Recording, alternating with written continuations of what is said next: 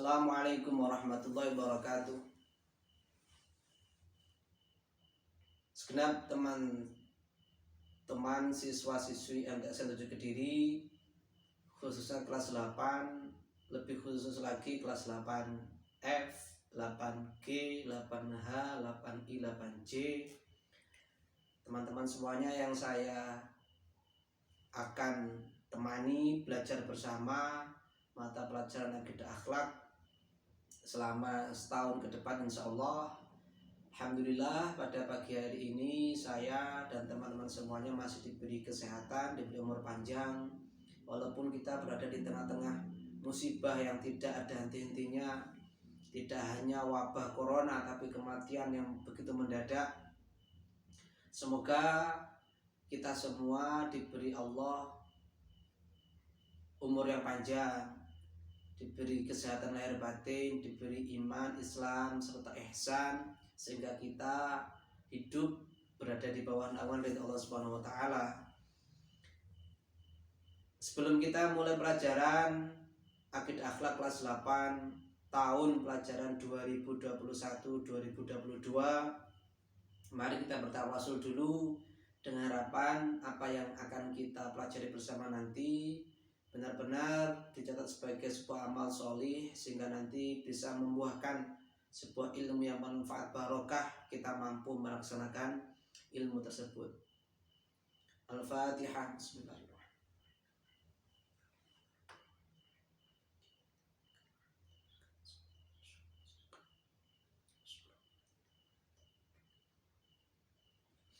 Segenap siswa-siswi MTSN 7 Kediri kelas 8 khususnya, seperti sebuah LKS yang kita jadikan rujukan bersama, bahwasanya terdaftar isi, ada daftar isi di LKS tersebut bab 1 semester ganjil mapel akidah akhlak tahun pelajaran 2021-2022. Kita akan membukanya dengan sebuah materi yang berhubungan dengan keutamaan atau keistimewaan Al-Quran. Kalau kita membahas tentang keistimewaan Al-Quran, maka seperti kita membahas atau kita seperti menghitung berapa banyaknya tetesan air di samudra. Tidak akan pernah ada habisnya. Quran itu seperti samudra, keilmuannya tidak ada batasnya. Kalau kita hanya bisa membacanya saja, mengulang-ulangi makna yang sama, itu karena keterbatasan IQ kita. Karena dalam Al-Quran itu banyak sekali bahasa-bahasa isyarat. Quran tidak hanya membahas cerita-cerita umat di masa lalu, juga membahas cerita-cerita yang ada di masa depan, tentang kiamat, bahkan tentang surga dan neraka juga ada dalam Al-Quran.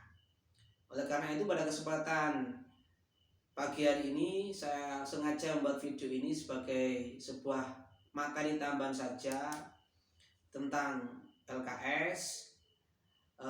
Kita akan mempelajari tentang apa tuh Al-Quran itu, keistimewaannya apa, dengan harapan kita nanti bisa benar-benar meningkatkan kecintaan kita kepada Quran, semakin membuat kita bersemangat untuk membaca Al-Quran.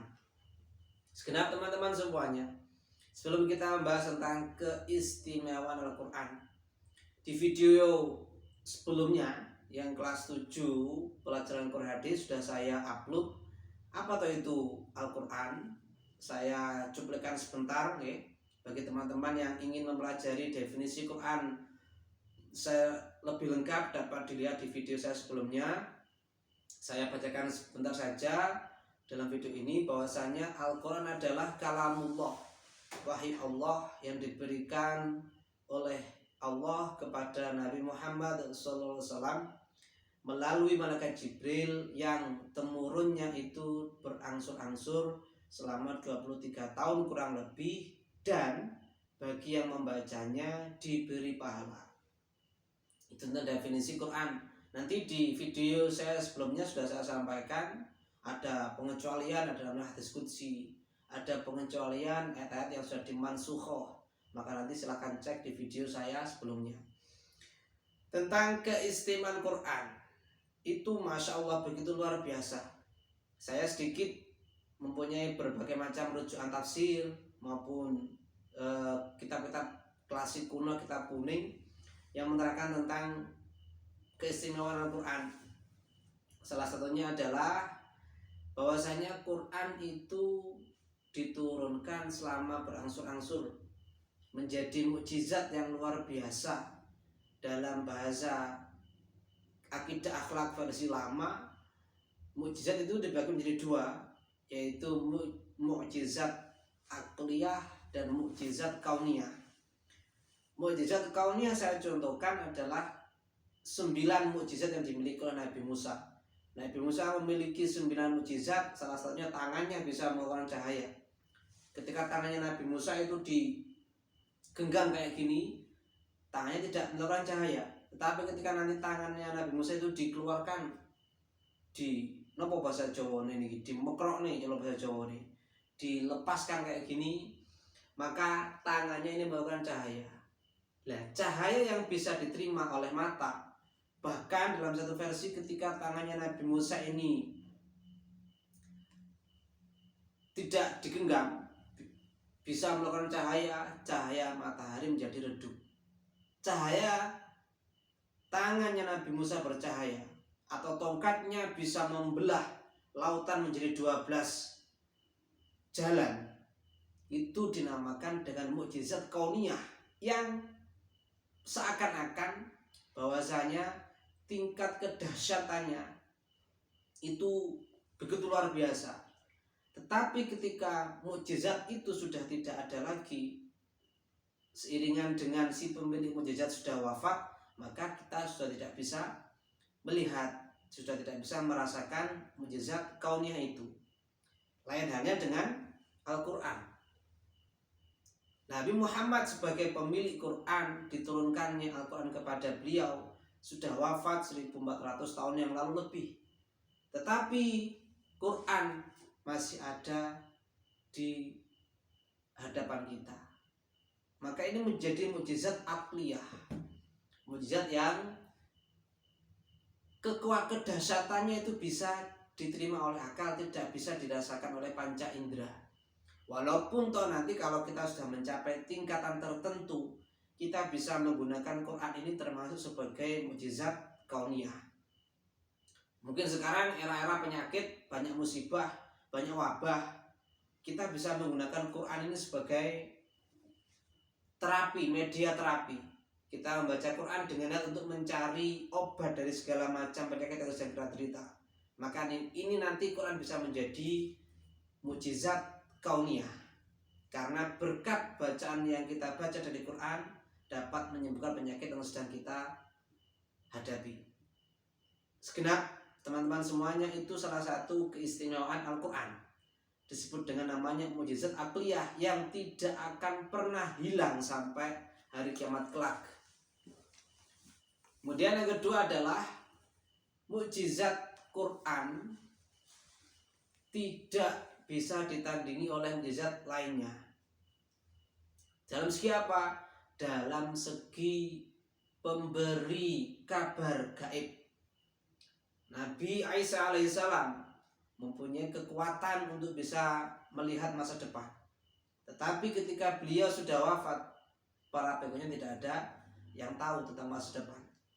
Quran, Nabi Muhammad juga mempunyai mukjizat yang sama dengan Nabi Isa, bisa mengetahui masa depan. Tetapi beliau masih mewariskan Al-Quran, sehingga kita masih tetap bisa membaca, masih bisa mengetahui kabar-kabar gaib yang akan terjadi di masa depan. Tentang kiamat kapan tiba, tentang tanda-tanda kiamat juga ada dalam Al-Quran. Selanjutnya yang perlu diketahui bahwasanya keistimewaan Al-Quran dibandingkan 4 kitab suci lainnya, bahwasanya Al-Quran itu tidak pernah direvisi. Artinya tidak ada satupun kitab suci yang turun dari langit yang akan menghapus isinya Al-Quran. Lain halnya dengan kitab-kitab suci sebelumnya seperti Taurat dan Injil. Harus saya jadikan momen di sini saya sebutkan kita wajib mengimani 4 kitab: Taurat, Zabur, Injil, dan Quran. Dari keempat kitab ini hanya ada 3 kitab yang mempunyai syariat khusus, yaitu hanya Taurat, Injil, dan Quran. Taurat diturunkan kepada Nabi Musa, Injil kepada Nabi Isa, Quran kepada Nabi Muhammad. Zabur yang diturunkan kepada Nabi Daud tidak memiliki syariat khusus. Syariatnya Nabi Daud itu masih mengikuti syariat yang ada dalam kitab Taurat. Diingat-ingat sekali lagi. Taurat saya contohkan seberbagai macam contoh. Dalam kitab Taurat ada sebuah syariat bahwasanya seorang laki-laki itu diperbolehkan nikah dengan perempuan yang jumlahnya tidak ada batasnya. Karena kenapa? Seperti yang kita ketahui bahwasanya Nabi Musa itu hidup di zamannya Raja Fir'aun yang membuat sebuah aturan bahwasanya ketika nanti ada bayi yang lahir dari golongan Bani Israel, ketika bayi itu berjenis kelamin laki-laki maka harus dibunuh. Ketika berjenis kelamin perempuan maka dijadikan budak. Aturan semacam ini diberikan Fir'aun kepada Bani Israel sebanyak 2 kali. Saat Nabi Musa dalam kandungan dan saat Nabi Musa sudah menjadi nabi. Maka dapat kita bayangkan jumlah perempuan yang ada pada zamannya Nabi Musa itu sangat melimpah dibanding dengan kaum laki-laki, sehingga Allah mensyariatkan dalam Taurat laki-laki diperbolehkan nikah dengan tanpa ada batasan jumlah. Maka Nabi Daud yang mempunyai kitab Zabur itu nikah dengan perempuan yang berjumlah 99. Itu pun masih digenepi dengan menikahi salah satu mantan istri dari Perdana Menterinya. Akhirnya genap ke 100. Jadi istrinya Nabi Daud itu 100. Masih kalah hebat lagi, Nabi dari istri ke 100 lahirlah seorang anak yang menjadi manusia paling kaya yang bernama Sulaiman. Sulaiman bin Daud. Sulaiman putranya Nabi Daud. Dari Nabi Sulaiman ini, ketika sang ayah nikah dengan perempuan yang berjumlah 100, si anak yaitu Nabi Sulaiman menikah dengan perempuan yang berjumlah 1000 perempuan. Wow. Gitu kan? Karena kenapa? 2 nabi ini masih ikut syariatnya Nabi Musa. Itu. Tetapi pada syariat Injil maka manusia laki-laki dan perempuan sudah imbang. Dalam syariat Injil itu seorang laki-laki hanya diperbolehkan nikah 1 kali. Bahkan dalam syariat Kristiani itu ada namanya rohbaniyah. Dalam bahasa makna kuno mendito, ogak rabi, mujang. Maka nanti kalau kita ketahui banyak itu para pastor, banyak biarawati itu tidak menikah. Itu termasuk syariatnya Injil. Quran yang diturunkan kepada Muhammad yang paling akhir itu menawarkan tengah-tengah di antara Injil dan Taurat. Tidak hanya dibatasi 1, juga tidak lost.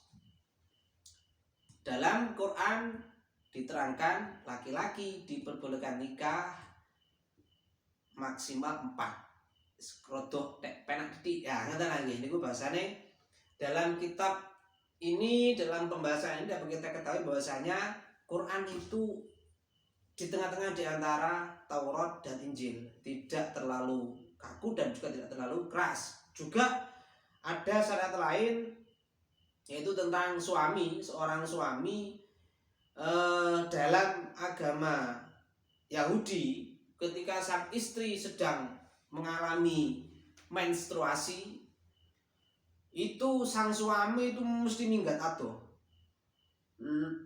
pergi jauh-jauh. Sang istri bahkan tidak boleh makan bersama sang suami saat sang istri udur tiap bulan itu. Dalam agama Kristen, dalam agama Injil itu tidak demikian. Bahkan ketika sang istri dalam kondisi udur, itu ada yang menggaul istrinya. Lah Islam dengan Qur'annya berada di tengah-tengah. Kalau sang istri sedang dalam kondisi udur, jangan pergi terlalu jauh. Sang istri jangan dijauhi, nanti dikondol wong. Cukup jangan berhubungan suami istri saat sang istri dalam kondisi udur. Jadi dalam Injil terlalu bebas, dalam Taurat terlalu ekstrim. Maka dalam Quran tengah-tengah, tidak terlalu ekstrim juga tidak terlalu bebas. Itu keistimewaannya Al-Quran. Artinya apa? Hukum-hukum yang sudah tertera dalam Al-Quran tidak akan mungkin dihapus dari Al-Quran dengan diturunkannya kitab lain, berbeda dengan Taurat dan Injil. Tuh. Kemudian selanjutnya adalah dalam Al-Quran itu mempunyai nilai sastra yang luar biasa. Nah, ini yang harus kita pahami. Untuk bisa memahami kesastraannya Al-Quran, terutama kita sebagai orang Jawa, bukan orang Arab. Kadang orang Arab saja, yang bahasa Arab saja itu nggak ngerti isinya Al-Quran, apalagi kita sebagai orang Jawa yang nggak ngerti bahasa Arab bahkan. Maka kita pasti tidak akan pernah mengerti betapa indahnya Quran kalau kita tidak mempunyai kualitas kemampuan bahasa Arab yang bagus, plus dengan kita membaca kitab-kitab klasik dari para ulama. Jadi dari Quran itu sebenarnya terdapat berbagai macam kemukjizatan tentang penurunannya Al-Quran. Ayatnya demikian, bentuknya demikian. Ketika ayatnya diawali dengan sebuah kalimat ini, maka nanti akhirnya kayak gini. Ketika nanti bacaan awalnya kayak gini, maka akhirnya kayak gini.